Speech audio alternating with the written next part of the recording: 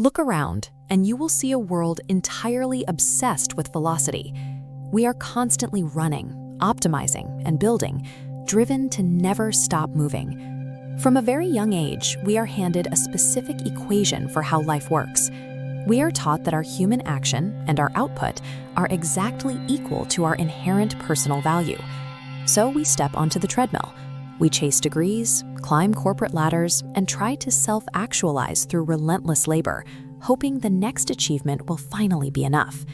We have constructed an entire modern culture that worships the mere act of movement, yet we have completely forgotten to define the destination. Then comes the breaking point.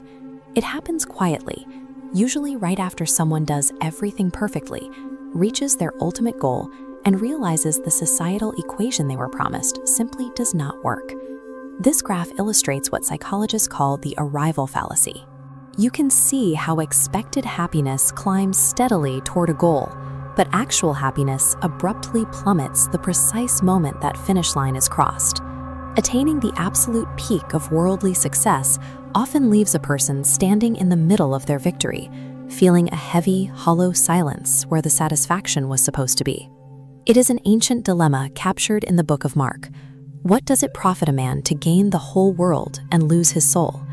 You can acquire absolute control over your material circumstances while simultaneously bankrupting your own inner life. Tying your core identity to temporary, decaying achievements guarantees an inevitable existential vacuum. You can have absolutely everything and still feel like nothing. The root cause of this emptiness is a basic error in authorship. We are attempting to write a purpose for ourselves, despite the fact that a created object never has the authority to define its own reason for being. If we want to break the societal equation, we have to recognize that true purpose is an established origin. It is the intent that exists before the action ever begins. The Book of Acts provides a framework for this, stating, "In him we live and move and have our being." This frames our very existence as something contingent upon a creator. Human motion, our daily operations of living, moving, and working, only holds structural weight when it is anchored to the specific intent of the entity that initiated our existence. Just as a tool does not decide it is a hammer, we do not get to invent our own meaning from the inside out. If we are designed, our purpose is a specification we receive from our maker. This flowchart demonstrates the concept of workmanship described in Ephesians. System A shows the chaotic loops of trying to create your own meaning, while System B shows a designed entity, intentionally crafted rather than accidentally occurring. If you follow the logic of being a designed entity, your meaning was already established. Your intent was hard-coded into you before you ever took a single breath. This completely removes the crushing, exhausting pressure of having to invent your own worth. Instead, you get to experience the absolute relief of being a finished, designed object. In this framework, good works take on a new role.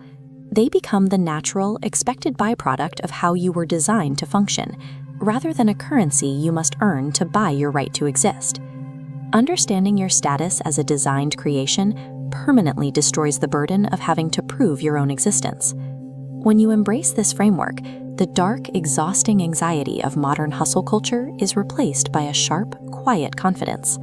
The desperate demand to constantly be someone fades away, entirely replaced by the quiet realization of whose you are. This reorients all of your daily actions. Your work and your ambition transition from frantic attempts at survival into secure expressions of your identity. True rest is only ever found when we stop trying to outwork our existential doubt and finally accept our predefined value. It is time to permanently abandon the flawed, void-screaming question you have been taught to ask, "Why am I here?" We have to replace the inward question of why with the outward question of who. This new approach prioritizes objective truth over the temporary, fleeting feelings of inadequacy or emptiness that hit when the world goes quiet. Reframe your entire existence. Stop chasing the wind and anchor your life to a singular question: who sent me?